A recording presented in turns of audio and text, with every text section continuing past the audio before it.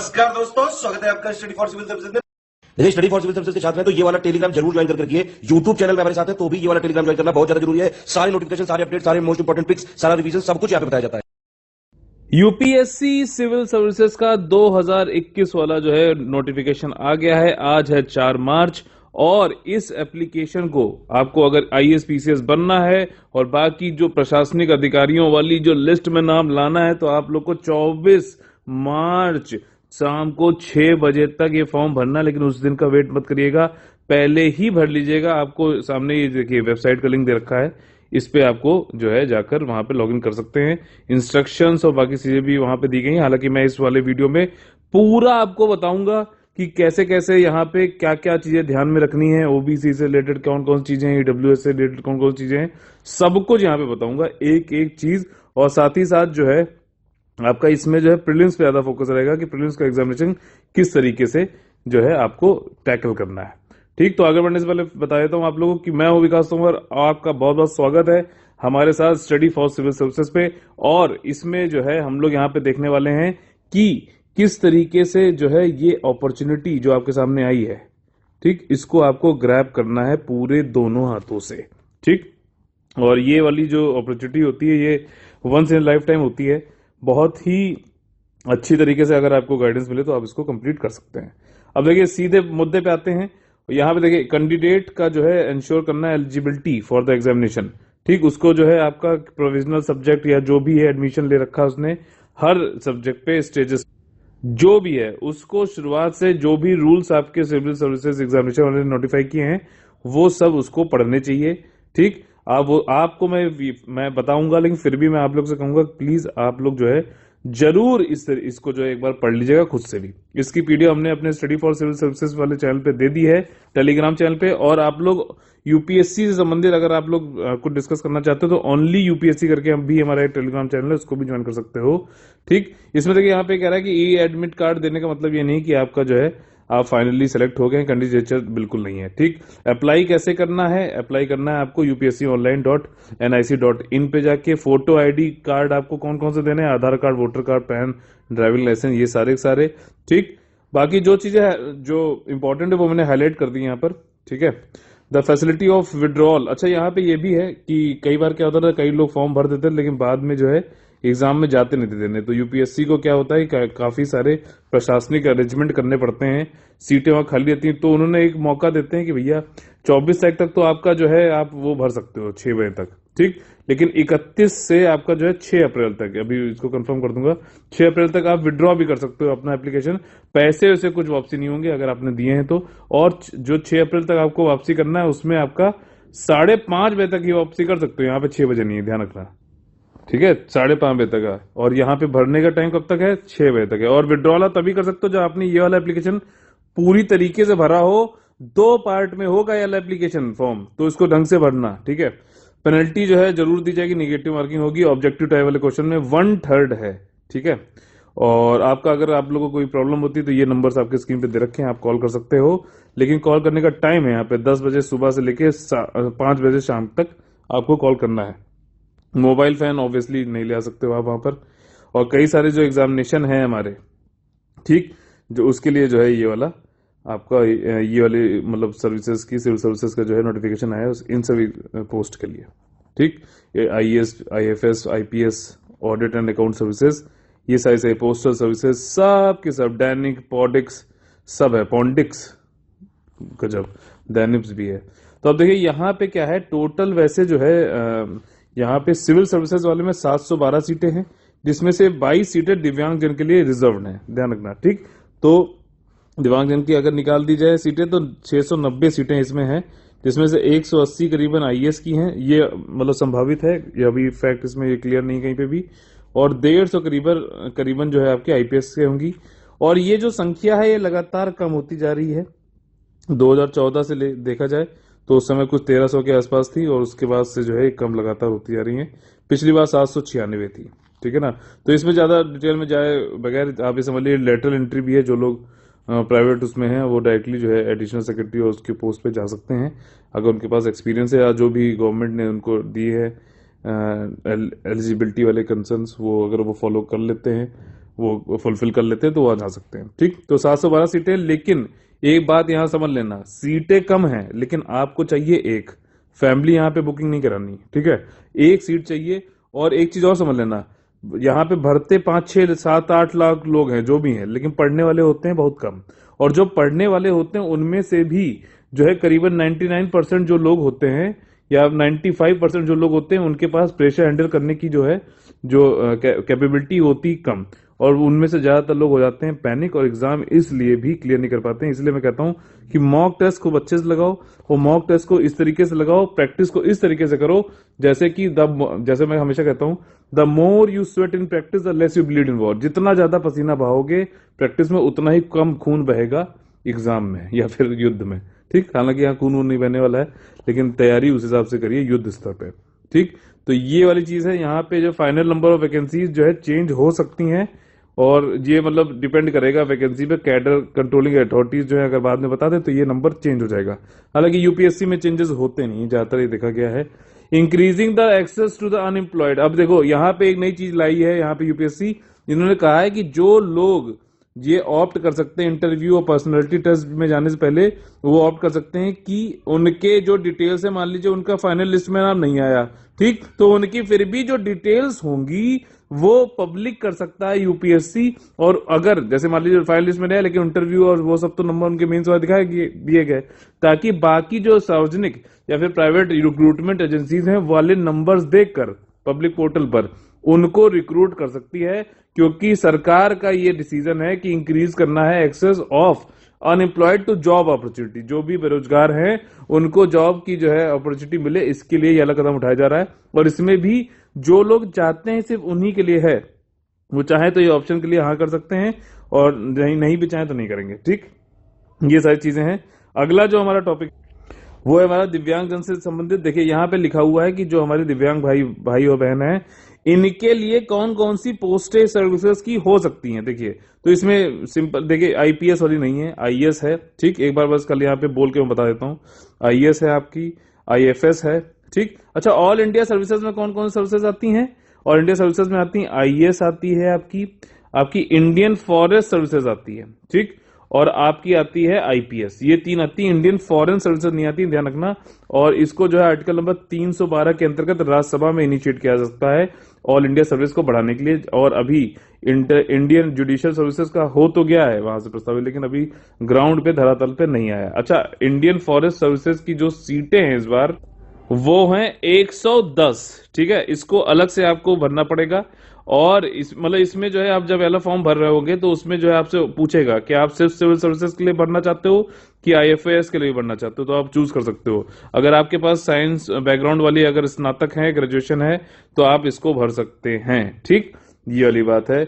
इसके बाद Indian account audit and account services, ये दिव्यांग जन के लिए कौन कौन सी पोस्ट है? इंडियन सिविल अकाउंट सर्विसेज है। ठीक, इंडियन कॉर्पोरेट लॉ सर्विस है। अच्छा, ये आप वैसे मुझे मालूम है आप लोगों को पता होगा, लेकिन इंडियन फॉरेस्ट सर्विसेज और इंडियन सिविल सर्विसेज इन दोनों का प्रीलिम्स सेम होता है, मेंस और इंटरव्यू अलग हो जाता है। ठीक है, समझ गए? तो इसलिए प्रीलिम्स में जो है काफी पोर्शन इस बार, पिछली बार देखा गया 2020 में एग्रीकल्चर, एनवायरनमेंट, इन सबसे आता ही आता है, तो इस पर फोकस एक्स्ट्रा करनी पड़ेगी आप लोगों को। इंडियन डिफेंस अकाउंट सर्विस है, इंडियन डिफेंस एस्टेट्स है, इंडियन इंफॉर्मेशन सर्विस है। इसी तरीके से कई सारी इसमें दे रखी हैं दिव्यांगजन के लिए, जो सी भी इसमें जो है सर्विसेज। अच्छा, आर्म फोर्सेज में है लेकिन वहां के हेडक्वार्टर पे है। ठीक है, ये ध्यान रख लेना। दैनिक और पॉलिटिक्स में भी है। और यहाँ पे हमारा जो कौन कौन से सेंटर होंगे प्रीलिम्स एग्जामिनेशन के लिए, इसमें कुछ सेंटर मैंने यहाँ पे हाईलाइट किए हैं।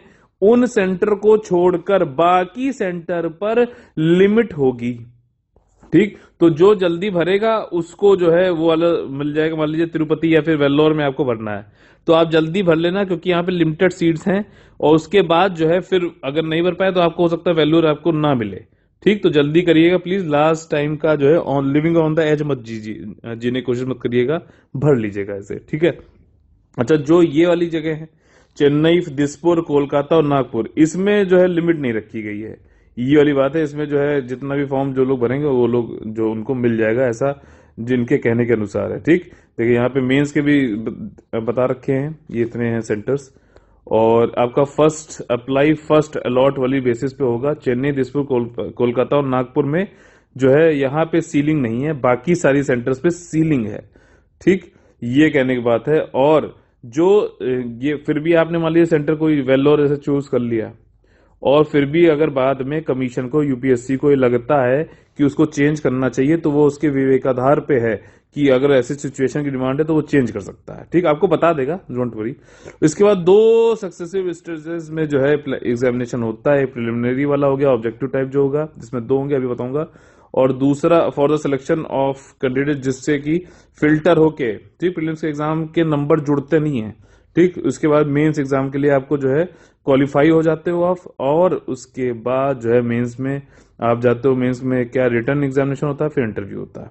ठीक, एप्लीकेशन जो अभी यहाँ पे दी जा रही है वो प्रीलिम्स एग्जामिनेशन के लिए दी जा रही है। ध्यान रखना, जब आप प्रीलिम्स में पास हो जाओगे तो फिर से मेंस के लिए फॉर्म आएगा, उसको डीएफ कहते हैं, डिटेल्ड एप्लीकेशन फॉर्म बोलते हैं। ठीक, ये सारी चीजें। एलिजिबिलिटी आप समझ लीजिए। देखिए, अगर आप भारत के नागरिक हैं तो आप आईएएस, आईएफएस, आईपीएस के लिए भर सकते हो। ठीक है, भारत के नागरिक हैं। अदर जो सर्विसेज, कई सारी लिस्ट मैंने अभी दिखाई थी ना, अदर सर्विसेज के लिए क्या है कि आप जो है भारत के नागरिक तो भर ही सकते हैं, साथ ही साथ नेपाल के नागरिक भी भर सकते हैं, भूटान के नागरिक भी भर सकते हैं, तिब्बत के रिफ्यूजी जो 1 जनवरी 1962 के पहले आ गए थे वो भी भर सकते हैं, और परमानेंटली सेटल्ड है इंडिया में वो भी भर सकते हैं। और साथ ही साथ पर्सन ऑफ इंडियन ओरिजिन जो है, ठीक, पीआईओ जो है, जो कि माइग्रेट हुए ये पाकिस्तान, बर्मा, इन सब जगहों से और परमानेंटली अब इंडिया में रह रहे हैं, तो वो लोग भी भर सकते हैं। और इन सब के लिए एक चीज है यहाँ पे, जैसे BCDE के लिए, कि आपको एक सर्टिफिकेट ऑफ एलिजिबिलिटी लेना पड़ेगा, गवर्नमेंट ऑफ इंडिया से शो करना पड़ेगा। ठीक, ये वाला जो है बहुत ज्यादा लोग का क्वेश्चन रहता है। एज लिमिट, एज लिमिट क्या है कि 21 साल से आप 32 साल के बीच में होने चाहिए। ठीक, 32 साल में कब से आप जोड़ोगे, 1 अगस्त 2021 तक। ठीक है, यूपीएससी काफी आसान कर देता है आपको समझना। आप कब एलिजिबल है, आपकी एज कब एलिजिबल है। अगर आप जनरल कैटेगरी में हैं तो आप जो है, आपकी पैदाइश जो है वो 2 अगस्त 1989, ठीक, 1989 से पहले नहीं होनी चाहिए, और 1 अगस्त 2000 के बाद नहीं होनी चाहिए। ठीक, अगर इसके बीच में अप्लाई कर रहे हैं तो आप जो है जनरल कैटेगरी में तो आप कर सकते हैं। कुछ और जो हमारी कैटेगरीज हैं उनके लिए रिलैक्सेबल है। 5 साल का जो है शेड्यूल कास्ट के लिए, शेड्यूल ट्राइब के लिए, 3 साल के लिए ओबीसी के लिए।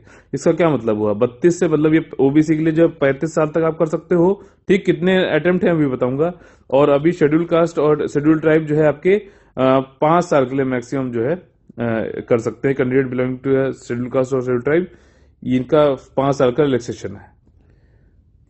ठीक, तो ये वाली चीजें हैं। और बाकी लोग के लिए जो एक्स सर्विसमैन है उनके लिए 5-5 साल का है, यहाँ पे सब दे रखा है। अगर आप, और 10 साल के लिए जो दिव्यांगजन है उनके लिए, अगर वो ब्लाइंडनेस और लो विजन और ये सब में आते हैं तो।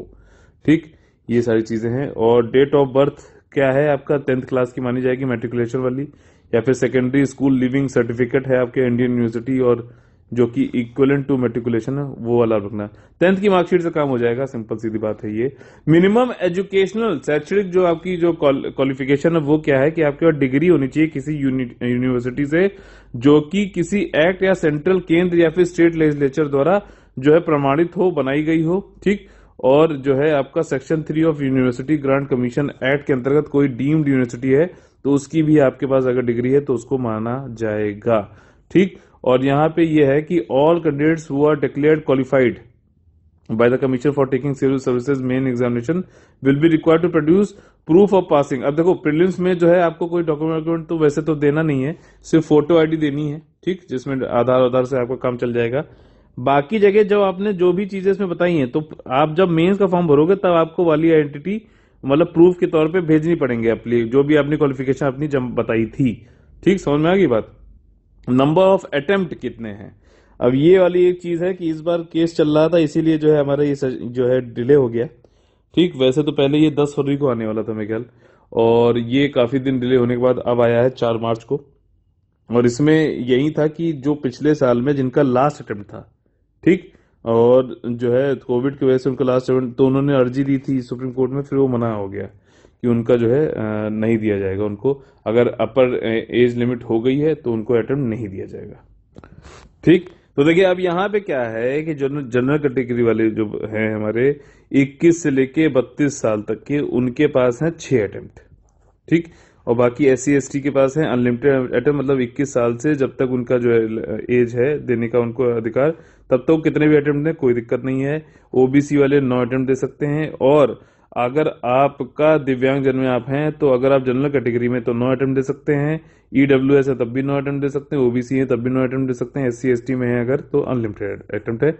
अनलिमिटेड मतलब वही 21 से 37 तक जो भी है, तो उसमें जितने भी अटेम्प्ट दे दो, आपका कोई लिमिट नहीं है उसमें। ठीक। और यहाँ पे एक चीज ये बताई जा रही है, an attempt to preliminary examination shall be deem to be an attempt to at the. अच्छा, कई लोग ये पूछते हैं कि भैया हमारा अटेम्प्ट कब माना जाएगा। ठीक।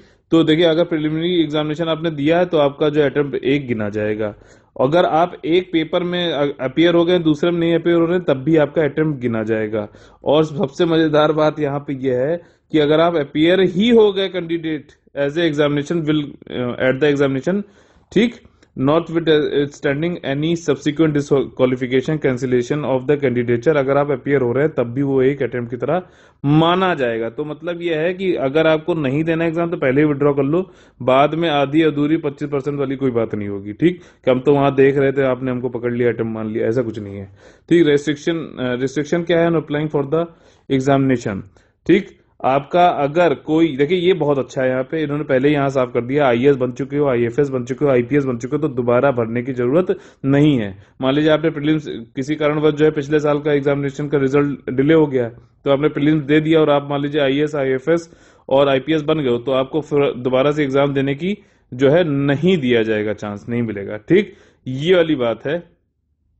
ठीक। और उसमें देखो, IPS अगर हो गया तो IPS में नहीं भर सकते हो, ठीक है ना, और IPS भी नहीं भर सकते हो अगर दोबारा से IPS हो गए हो तो। बाकी IPS वाले तो कई लोग तो IAS के लिए ट्राई करते ही हैं। तो ये वाली चीज है। मेडिकल और फिजिकली फिट होना जरूरी है, जो रूल्स ऑफ एग्जामिनेशन है गजट में दिए गए हैं 4 मार्च 2021 तक, उसके रूल्स के हिसाब से होना चाहिए। फीस देखिए सिंपल ये है कि female SC ST person with benchmark disability को छोड़ के बाकी सबको 100 रुपए देने पड़ेंगे। आपका फीमेल SC ST पर्सन दिव्यांगजन के लिए फ्री है। ठीक। और जो है मेंस में जब आप जाओगे तब उसका फॉर्म भरोगे तो 200 रुपए का होगा फॉर्म। कैसे अप्लाई करना है, upsconline.nic.in पे जाके आपको जो है इसको अप्लाई करना है। ठीक। अब इसमें क्या है कि अगर claims to be find incorrect, अगर आप कोई उल्टी सीधी गलत चीज बता देते हो, तो जो रूल है आपका 19 of the rules of civil service examination, उसके अंतर्गत जो है आपके खिलाफ कार्रवाई हो सकती है, डिसिप्लिनरी एक्शन लिया जा सकता है। ठीक है। लास्ट डेट क्या है, 24 मार्च को है, 6 बजे तक आपको करना है, तो अभी कर लीजिएगा जल्दी ही। और करस्पॉन्डेंस अगर आपको बात करनी है, ये एडमिट कार्ड आपको अवेलेबल हो जाएगा 3 हफ्ते पहले हो जाता है एग्जाम से पहले, ऐसा ये कह रहा है आपका UPSC। और आपको जो है इसी upsc.gov.in से आप डाउनलोड कर सकते हो। कोई भी एडमिट कार्ड बाई पोस्ट नहीं भेजा जाएगा। कोई आपको बातचीत करनी है तो इन नंबरों पे आप कॉल कर सकते हैं। ठीक। और देखिए यहाँ पे क्या है, प्रिलिमिनरी एग्जामिनेशन सिर्फ एक स्क्रीनिंग टेस्ट है, और इसमें कोई भी मार्कशीट वर्कशीट नहीं दिया जाएगा जिसको आप दिखा के हैं देखिए हमने IAS का एग्जाम दिया था और क्लियर कर लिया था, इस तरीके से कुछ भी नहीं है। और यहाँ पे रिजर्वेशन अगेंस्ट वैकेंसीज, अच्छा जो भी ये दिव्यांग जन है उनके लिए रिजर्वेशन का क्या है एक बार देख लीजिएगा प्लीज। ठीक। कैसे कैसे बेंचमार्क डिसेबिलिटी क्या बताया गया है वो सारा कुछ है इसमें। अच्छा, रिजर्वेशन जिनको चाहिए, ये बहुत ज्यादा इंपॉर्टेंट है, कई लोग को ये क्वेश्चन आ रहा था कि एलिजिबिलिटी फॉर अवेलिंग रिजर्वेशन, मतलब आरक्षण अगर चाहिए तो क्या उसके लिए आप क्या एलिजिबिलिटी होनी चाहिए। तो अगर कम्युनिटी रिजर्व चाहिए, रिजर्वेशन चाहिए आपको किसी पर्टिकुलर कास्ट में, तो आपको लिस्ट ऑफ रिजर्व्ड कम्युनिटीज में होना चाहिए जो सेंट्रल गवर्नमेंट के द्वारा दी गई है। समझ में आ गई बात। और जो OBC के कैंडिडेट हैं वो CSE 2021 में अगर अप्लाई कर रहे हैं तो उनको OBC non creamy layer certificate देना पड़ेगा, और कि उनकी क्या इनकम रही है कौन से वित्तीय वर्ष में, 2019-20 में, 2018-19 में, 2017-18 के किसी एक साल का जो है उनको ये वाला सर्टिफिकेट देना पड़ेगा, नॉन क्रीमी लेयर वाला, कि हम नॉन क्रीमी लेयर में नहीं आते हैं। अच्छा बताइए, क्रीमी लेयर की क्या लिमिट है, कमेंट करके बताइए। इकोनॉमिकली वीकर सेक्शन वाले जो लोग हैं, जनरल कैटेगरी में है लेकिन इकोनॉमिकली वीकर सेक्शन में आते हैं, उनको भी जो है सेंट्रल गवर्नमेंट के द्वारा जो भी क्राइटेरिया बताया गया उसको तो पूरा करना ही करना है, साथ ही साथ अपनी जो भी इनकम एंड एसेट सर्टिफिकेट है वो वित्तीय वर्ष 2019-20 का दिखाना पड़ेगा। ठीक है, मतलब उसको उसका आपके पास होना चाहिए, ये चीज है। बाद में वो मेंस के टाइम पे मांग सकते हैं आपसे, तो ये चीजें आप पहले से रख लीजिए, क्योंकि यहाँ पे ये कह रहा है कि इनकी जो भी डेट आप बता रहे हो वो जब आज ये क्लोजिंग डेट होगी प्रीलिम्स एग्जामिनेशन की एप्लीकेशन भरने की, यानी कि 24 मार्च, उसके पहले का होना चाहिए। तो अभी बनवा लो, ठीक है ना। अगर नहीं है तो बाद में आप ये सोचो अरे यार प्रीलिम निकल जाएगा तब मेंस के टाइम पे देखेंगे, तो ये मत करना। यहां पे देखो साफ साफ लिखा हुआ है कि rules notice for such benefit these certificate should be dated earlier than the due date closing date of the application of civil services prelims examination 2021। ठीक, तो वो कौन सी क्लोजिंग डेट है? 24 मार्च है, 6 बजे तक। तो इससे पहले बनवा लो, अभी टाइम दिया गया है, ठीक है ना। Candidate seeking reservation relaxation benefit, इन सब के लिए है ये सर्टिफिकेट, आपको चाहिए होगा प्रिस्क्राइब फॉर्मेट में, लेकिन 24 मार्च से पहले की डेटेड होना जरूरी है। ठीक, जो क्लोजिंग डेट फिक्स करी गई है सिविल सर्विसेज एग्जामिनेशन के लिए, प्रीलिम्स के लिए, वही डेट ट्रीट करी जाएगी कि आपके पास ओबीसी का स्टेटस है कि नहीं है, उससे पहले का होना चाहिए। बाद में अगर बनवा लिया तो वो माने नहीं होगा, मेंस में आप जमा करोगे तो कैंडिडेचर आपका कैंसिल भी हो सकता है। चेंज ऑफ कैटेगरी, अगर, हाँ देखो ये बहुत अच्छे है, उन्होंने बिल्कुल क्लियर कर दिया है कि मान लीजिए आप ये कह रहे हो कि आपने फॉर्म भर दिया, ठीक, अनरिजर्व कैटेगरी में, जनरल कैटेगरी में भर दिया, फिर बाद में आप आ गए कि अरे नहीं नहीं नहीं हम तो रिजर्व में हैं, तो आपको ऐसा है कि कोई भी इंटरटेनमेंट नहीं किया जाएगा, चाहे आप कुछ भी कह लीजिए, नहीं दिया जाएगा। ठीक, जो भी रिजर्व कैटेगरी है, अगर किसी ने जो है रिजर्वेशन में भी चूज कर लिया, उसकी भी कोई भी रिक्वेस्ट नहीं किया जाएगा कि हमको जो है दूसरी रिजर्व कैटेगरी में डाल दिया जाए। तो अगर आप अनरिजर्व्ड हैं, जनरल में हैं, तो आप रिजर्व में एक बार एप्लीकेशन आपने फॉर्म भर लिया, तब भी नहीं आपको भरने दिया जाएगा। अगर आपने एक में कर रखा है, मान लीजिए ओबीसी में कर रखा है, फिर आप कल को आए अरे हमने एससी में थे और हम तो एसटी में थे, अरे ये गलती हो गया और वो छोटे छोटे जो भतीजे ने भर दिया, ऐसा कुछ नहीं माना जाएगा बाद में। ठीक, अच्छा यहाँ पे इन्होंने फिर भी एक चीज बोली है कि मान लीजिए आपने भर दिया एप्लीकेशन और उसके बाद गवर्नमेंट ने नोटिफिकेशन निकाल दिया विद इन 3 मंथ्स, ठीक, 24 मार्च की, मतलब इसके अंतर्गत उन्होंने ही आपको रिजर्व, आपकी कैटेगरी को, कम्युनिटी को रिजर्व कैटेगरी में डाल दिया गया, तब भी मे बी कंसिडर्ड किया जा सकता है कमीशन के द्वारा। ठीक है, ये चीजें बोल रहे हैं। और अगर आप लोग मान लीजिए, ये बड़ी अच्छी लैंग्वेज में लिखता है यूपीएससी, मतलब ये तारीफ के काबिल है। कह रहा है कि अगर अनफॉर्चुनेटली मान लीजिए आपने एप्लीकेशन भर दिया था और उसके बाद आप किसी कारणवश जो है दिव्यांग जन बन जाते हैं, आपका बेंचमार्क डिसेबिलिटी जो है बीच में आपका ये हो जाता, तो आपको फिर आप प्रोड्यूस कर सकते हैं वैलिड डॉक्यूमेंट जिसमें कि 40% से ज्यादा के एक्सटेंट का आपको दिए, मतलब आपकी डिसेबिलिटी हो। ठीक, तो आरपीडब्ल्यूडी एक्ट जो है 2016 के अंतर्गत आपको फिर फिजिकली उसमें दिव्यांग जन में जोड़ लिया जाएगा। तो ये 2 कंडीशन उन्होंने दे रखी हैं। अच्छा, विड्रॉल एप्लीकेशन के लिए देखिए यहाँ पे कहा गया है कि 31 मार्च से लेके 6 अप्रैल 2000 के तिल जो है 6 PM लिखा हुआ है, लेकिन आगे इन्होंने 5:30 बजे लिखा हुआ है, तो इसलिए मैं आपसे बोल रहा था। हालांकि इतना लेट जो है खेलने की जरूरत नहीं है, पहले ही थोड़ा बैटिंग कर लेना है इसकी। अच्छा, ये जो एग्जामिनेशन है प्लान का, ये देखना बहुत जरूरी है। यूपीएससी के प्रीलिम्स एग्जामिनेशन में ऑब्जेक्टिव टाइप के 2 पेपर होते हैं और उसके बाद मेंस का एग्जामिनेशन होता है जो कि रिटर्न होता है, इंटरव्यू वाला पर्सनालिटी टेस्ट पे बेस्ड है। प्रीलिम्स एग्जामिनेशन में क्या है आपका, और देखिए आगे बढ़ने से पहले आप लोग जेंटल रिमाइंडर ये है कि प्रीलिम्स का यूपीएससी 2021 का, ठीक, हमारा कंप्लीट पेड ग्रुप चालू होने वाला है 12 मार्च से रिलेटेड। ठीक, इसमें आप लोगों को क्या है कि टेस्ट सीरीज मिलेगी। टेस्ट सीरीज में आपका सेक्शनल टेस्ट होता है, फुल लेंथ टेस्ट होता है और कई सारे एमसीक्यूज दिए जाते हैं आपको इंप्रूवमेंट करने के लिए। ठीक, इसके बाद जो है स्टडी मटेरियल आप लोग को पूरा दिया जाता है A to Z। इसके अलावा आपको और कोई भी मटेरियल देखने की जरूरत नहीं है, पूरा PDF फॉर्मेट में दिया जाएगा। और इसके अलावा एक आपके लिए डेडिकेटेड डिस्कशन ग्रुप होता है, कंटिन्यूअस हैंड होल्डिंग एक्सरसाइज होती है, पर्सनल गाइडेंस दिया जाता है।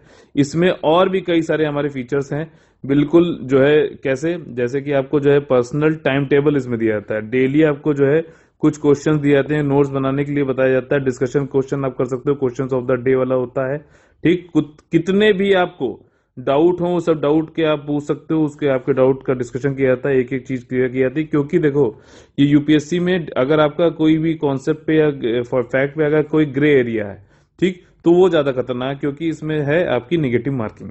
ठीक, तो निगेटिव मार्किंग होने पे अगर आपको ग्रे एरिया आपको नहीं समझ में आ रहा, पूरी तरह के ब्लैक एंड व्हाइट नहीं है, तो आप half knowledge is more dangerous वाली बात है, तो उसकी वजह से निगेटिव हो सकता है। ठीक, इसके अलावा जो है आपको पर्सनल गाइडेंस हमेशा मोटिवेटेड किया जाता है, स्टडी से रिलेटेड जो भी कोई भी आपको जो है चीज चाहिए, एग्जाम के जैसे 27 जून को पेपर है आपका, तो 27 जून के शाम के 5 बजे के बाद तक जब तक क्लियर नहीं हो जाएगा सब कुछ, तब तक हमारे आपके साथ जो है लगातार लगे रहते हैं, आप लोग को जो है गाइड करते रहते हैं A to Z चीज़ों के लिए। कई सारे मॉक टेस्ट होते हैं, ये आपके जो है एग्जाम में आपको ऐसा नहीं लगना चाहिए प्रेशर वेशर ना है, उसके लिए भी जो है पूरा एक टेस्ट होता है। फिर उसके बाद 1-to-1 आपको ये बताया जाता है कि किस तरीके से आपको क्या कमी रहेगी, क्यों क्वेश्चन गलत हुआ, क्या आप करना कर रहे हो, ये 1-to-1 ये सब चीजें यहाँ पे कराई जाती हैं। ऐसा और कोई भी नहीं कर रहा है, ठीक। और साथ ही साथ मैंने यहाँ पे कोशिश करी है, और बिल्कुल ये रहेगा 15 मार्च से आपको जो है डेली शेड्यूल रहेगा कि जो है एग्जाम तक 15 जून तक, ठीक, कि किस तरीके डेली आपको टॉपिक्स मिलेंगे वो आपको कंप्लीट करते चले जाना है। और जिससे कि जो है, और उस पर जो डिस्कशन भी होगा, ग्रुप में हमारे खूब अच्छा डिस्कशन होता है, आप पर सब लोग जो है टॉपिक पढ़ते हैं, फिर एक दूसरे से क्वेश्चन पूछते हैं, ये बहुत ज्यादा जरूरी है, ठीक। क्योंकि जब तक आप खुद एक्सरसाइज नहीं करोगे पढ़ाई की, तब तक जो है एग्जामिनेशन, क्योंकि एग्जाम में तो आपको ही बैठना है ना, हमें तो बैठना नहीं है, तो ये चीज है साफ साफ, ठीक है। तो ये वाली आप ध्यान रखिएगा इस चीज को। अगर आप लोग ज्वाइन करना चाहते हैं तो 12 मार्च को हमारा नया पेड ग्रुप चालू हो रहा है यूपीएससी 2021 के लिए, आप लोग ज्वाइन कर सकते हैं। इसमें सीसैट के लिए जो है गाइड कर दिया जाएगा, सीसैट का इसमें नहीं है, ध्यान रखिएगा, ठीक। सीसैट वैसे भी क्वालिफाइंग है, लेकिन जो है उसके हमारे चैनल पे वीडियो भी पड़े हुए हैं, और प्रीवियस क्वेश्चन भी सारे दिए गए हैं, उसके सोल्यूशन भी हैं, तो आप वहां से देख के भी प्रैक्टिस कर सकते हैं पूरी तरीके से, ठीक। प्रीलिम्स में जो है 2 पेपर होते हैं 400 मार्क्स के, जिसमें से जो पहला पेपर है जीएस पेपर 1, अभी इसका सिलेबस सब बताऊंगा।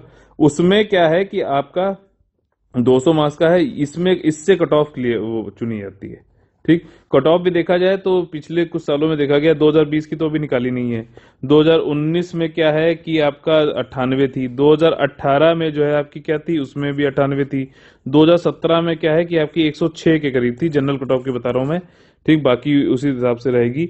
तो आप ये देखो कि ये कहा जाता है कि भैया ये तो मतलब अगर आप 60 क्वेश्चन सही करके आ जाओ तो आपका हो जाएगा, जनरल कैटेगरी में हो तब भी, लेकिन ऐसा नहीं है। ये डिपेंड करता है आपके लेवल ऑफ प्रिपरेशन पे, ये डिपेंड करता है लेवल ऑफ क्वेश्चन पेपर पे, ये डिपेंड करता है कि आपको अगर ये लगता है कि आप 60 क्वेश्चन करके आओगे तो आपके सब सही हो जाएंगे, ऐसा नहीं होता है।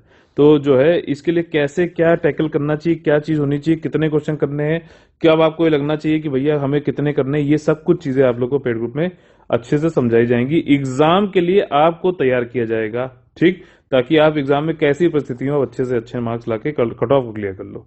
जो पेपर 2 है सीसैट वाला जो है, उसमें आपको 33% मार्क्स लाने, यानी कि 67 नंबर लाने आपको 200 में से, ठीक। ये क्वालिफाइंग है, बट अभी कुछ सालों में देखा गया है कि यूपीएससी ये भी इंश्योर कर रहा है कि भाई इसमें 67 भी मार्क्स ना आ पाए, 67 मार्क्स भी ना आ पाए, तो थोड़ा सा टफ बना दिया है इसने, यूपीएससी ने, ठीक।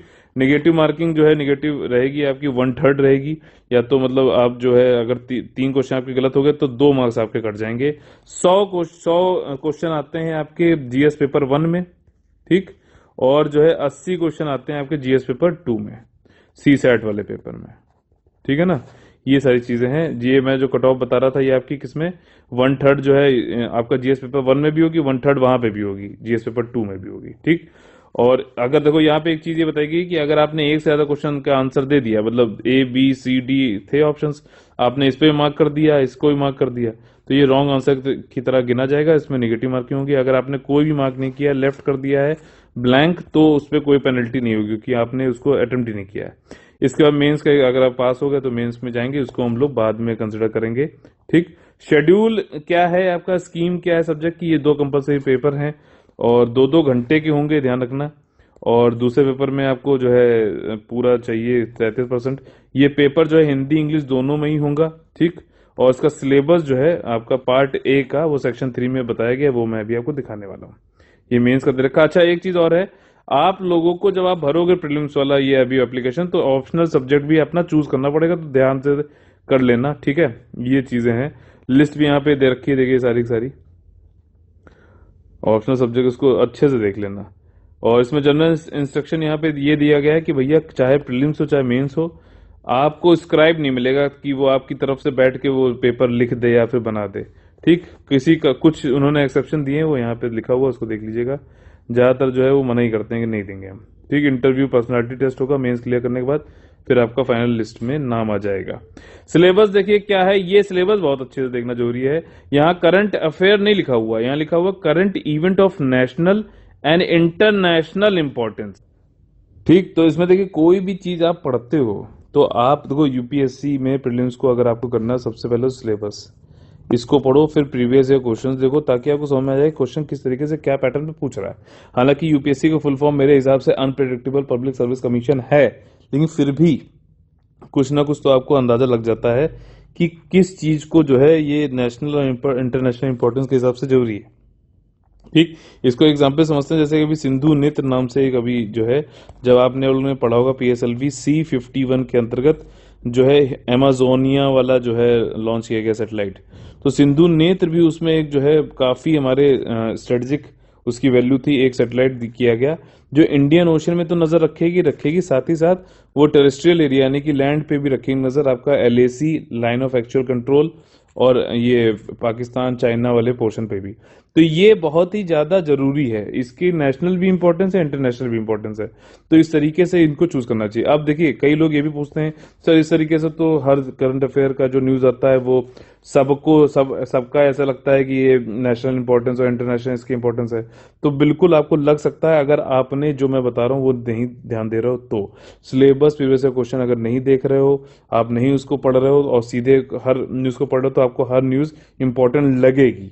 ठीक, अगर आप सुबह, जैसे मैं रोज सुबह 6 बजे करंट अफेयर आप लोगों को कराता हूँ ओनली करंट अफेयर चैनल पे, अगर आप उसको रोज देख रहे हो तो रोज ये चीज मैं आपको समझाता हूँ। अगर आप इसको डेली फॉलो करोगे तो जो है आसानी से आप लोग को समझ में आने लगेगा अच्छा क्या चीज पढ़ने वाली है और क्या चीज छोड़ने वाली है। और यूपीएससी एग्जामिनेशन में क्योंकि इतना सब समुंदर है यार इंटरनेट का आजकल, तो इन्फॉर्मेशन ओवरलोड है, अगर आपको ये चीज पता लग गया क्या चीज छोड़नी है तो वो ज्यादा इंपॉर्टेंट है। हिस्ट्री इंडिया की और इसमें एंशिएंट और मिडिवल दोनों आ जाएगी, इंडियन नेशनल मूवमेंट भी आ जाएगा, इंडियन एंड वर्ल्ड ज्योग्राफी लिखा हुआ, physical social economic geography of India and world, Indian polity and governance. इसमें एक एक शब्द जो है ना, पंचायती राज, पब्लिक पॉलिसी, राइट्स इश्यू यानी अधिकार का जो क्या मुद्दे हैं, पब्लिक पॉलिसी क्या चल रही है। ठीक, जैसे नेशनल एजुकेशन पॉलिसी आई, इंपॉर्टेंट है, देखना आएगा कुछ ना कुछ। इसके बाद जो है आपका डेटा प्रोटेक्शन वाला कुछ पॉलिसी आ रही है, ये सब पॉलिसी भी ध्यान रखा करो, जो यूनिक फीचर होंगे उस पर जो पूछेगा। और यूपीएससी में सबसे इंपॉर्टेंट जो चीज है एग्जाम को क्लियर करने के लिए वो है वाई फैक्टर। वाई फैक्टर क्या होता है कि एक तो वाई मतलब क्यों, हर चीज जो है वो क्यों, जो national importance, national international importance, मैंने बताया कि क्यों, कौन सा वाली चीज जो है क्यों इंपॉर्टेंट है वाली चीज। ठीक है ना, क्योंकि ये सिलेबस में दे रखा है, प्रीवियस ईयर क्वेश्चन में पूछा गया है। साथ ही साथ जो है दूसरा आपका ये है हार्ड वर्क। ठीक, एस फॉर हार्ड वर्क है। हार्ड वर्क देखो वैसे जरूरी है, लेकिन जैसे जैसे टाइम कम होता है फिर आपको करना पड़ेगा स्मार्ट वर्क, और स्मार्ट वर्क के लिए गाइडेंस की बहुत ज्यादा जरूरी है, इसलिए आप लोग हमारे साथ जुड़ सकते हो। आखिरी में पूरा जो है A to Z आपका जो ऑर्गेनाइज्ड वे में आपको कराया जाएगा। और 15 जून तक मैंने बताया, पेपर है 27 को, उस 10 दिन में जो है महा रिवीजन का भी हम एक वो रखेंगे सेशन पूरा हर दिन। ठीक, एक मतलब क्या क्या चीज आपको एग्जाम से पहले तक दोनों के बीच में क्या आपको कैसा माइंडसेट रखना चाहिए सब कुछ बताया जाएगा।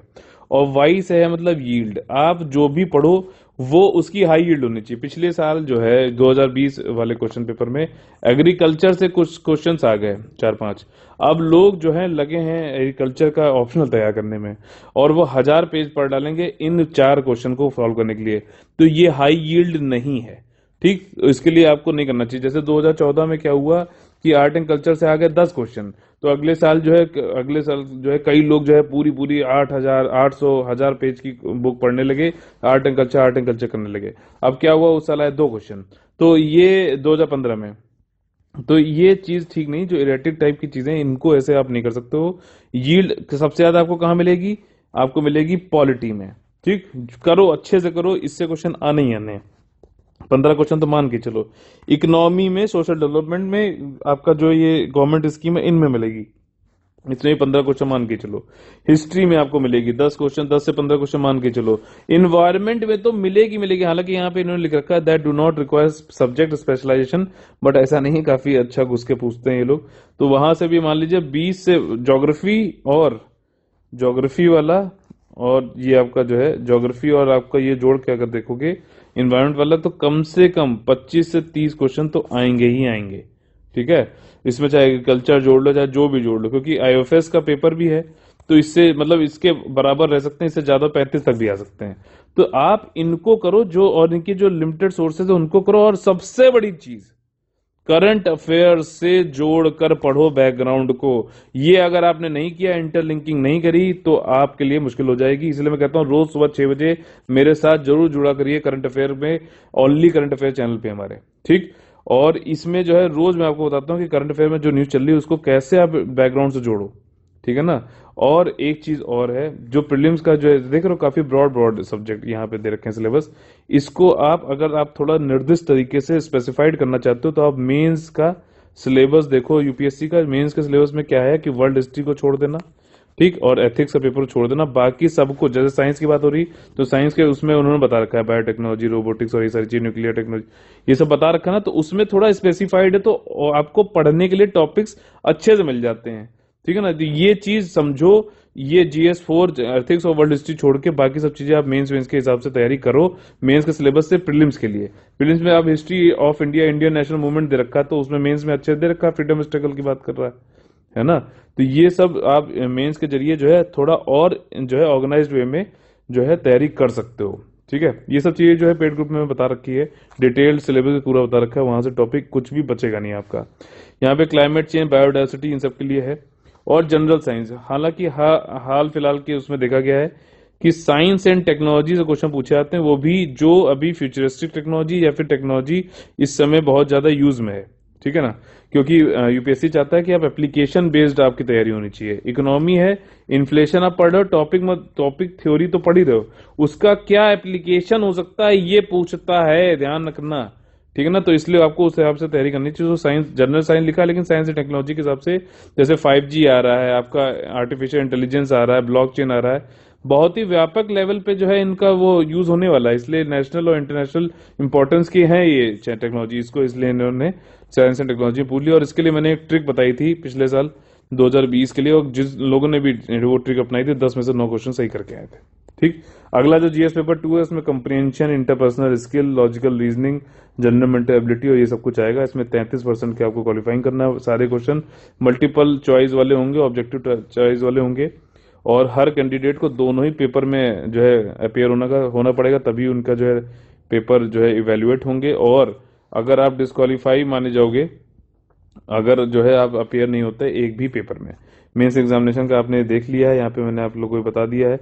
इसके सिलेबस के हिसाब से आप पढ़ें तो और अच्छी बात है, ठीक है। ये देखिए, effect of globalization, Indian society, communalism, regionalism, secularism, ये यहाँ पे मेंशन्ड है। अब देखो, लैंड रिफॉर्म जो है जीएस पेपर 3 में है, ठीक। यूपीएससी में पिछले 2-3 सालों से लगातार लैंड रिफॉर्म पे क्वेश्चन जरूर आता है। तो अब लोग सोचते हैं यार लैंड रिफॉर्म तो दिया ही नहीं था प्रीलिम्स वाले सिलेबस में, हम कैसे पढ़ें। तो वो यहां से पढ़ो, देखो ना पैटर्न क्या है। पोस्ट इंडिपेंडेंस पे क्वेश्चन पूछ रहा है, तो वो कहां से, इसमें दे रखा है, यहाँ पे देखो ना, post independence consolidation and reorganization within the country. तो मेंस के सिलेबस के अनुसार आप, और वैसे भी ओवरलैपिंग यार कर सकते हो एकदम, ठीक। तो ये वाली 4 चीजें हैं। चलिए हम लोग चलते हैं आगे, कुछ चीजें और प्रीलिम्स के मतलब एप्लीकेशन संबंधित क्या कुछ चीजें दे रखी हैं उनको समझ लेते हैं। देखिए, यहाँ पे आखिरी में जाओगे इस नोटिफिकेशन में आप, तो आपको ये मिल जाएगा अपेंडिक्स 2A, ठीक। इसमें इंस्ट्रक्शन दिए गए हैं कि कैसे आपको ऑनलाइन एप्लीकेशन भरनी है। थोड़ी चीजें एक बार फिर से रिवाइज कराता हूँ। यूपीएससी की है, upsconline.nic.in पे आप लोग को जाके जो है ऑनलाइन फॉर्म भरना है। सैलेंट फीचर जो भी है इनके सबको ध्यान में रखना। 2 पार्ट में, 2 स्टेजेस में है, पार्ट 1 पार्ट 2 दोनों को ही करना है आपको। 100 रुपए की फीस भरनी है अगर आप SC ST female person with disability वाले नहीं हो तो। और आप पैसा डिपॉजिट भी कर सकते हो स्टेट बैंक ऑफ इंडिया के ब्रांच पे आके, आप नेट बैंकिंग भी कर सकते हो स्टेट बैंक ऑफ इंडिया से। आपकी देखो ये चीज जो इंपॉर्टेंट है, आपको अपना एक फोटोग्राफ ऑफ सिग्नेचर जो है स्कैन करके करना पड़ेगा .jpg फॉर्मेट पे, जब आप एप्लीकेशन भरने वाले हो उससे पहले से।